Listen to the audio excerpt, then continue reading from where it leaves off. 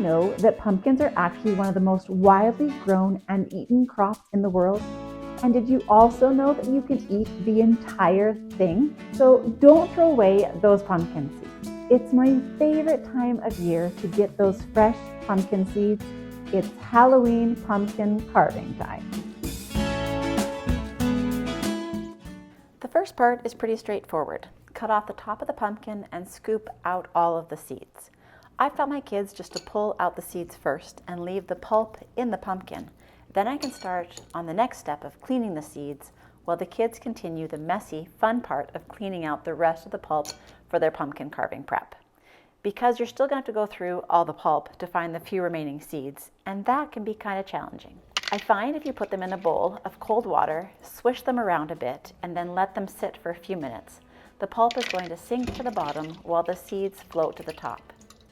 So skim them, removing all the pumpkin pulp, and put them in a strainer, and then give them one more good rinse. Then add them to a pot and boil them in a small amount of salt and water. We're going to brine them, which means boiling the seeds for about 10 minutes until they turn a light green. You'll actually see it happen. What we're doing is drawing out some of their natural moisture, which will result in the seeds that are seasoned from the inside out and have a crispier, crunchier texture. So now the water has boiled off, we can measure out how many seeds we have with a half-cup measuring cup onto a baking sheet. Because for every half a cup of seeds, we're going to add 1 tablespoon of butter, a half a teaspoon of seasoning salt, a half a teaspoon of Worcestershire sauce, and we're going to roast them.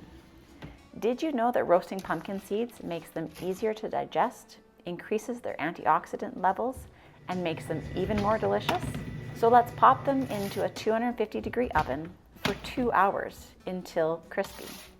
And remember to toss them every half an hour until they're golden brown and crisp. Then take them out, transfer into a bowl, and it's time to get snacking.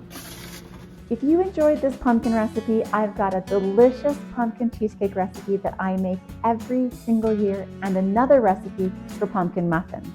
Check them out in this next video. Thanks for watching.